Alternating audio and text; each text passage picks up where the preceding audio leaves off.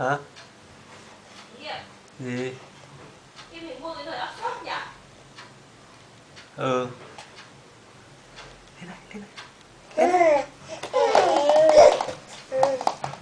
Lên đây. Tắm đâu rồi? Lên đây.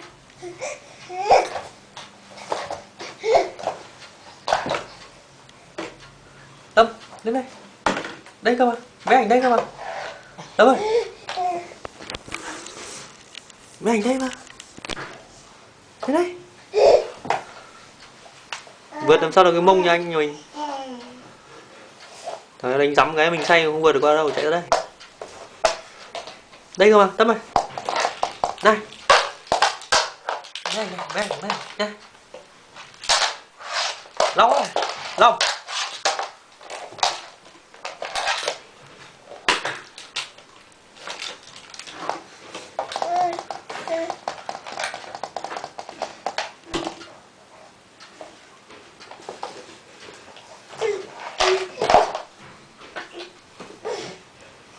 Đi tôi thối lắm, đừng sờ đấy.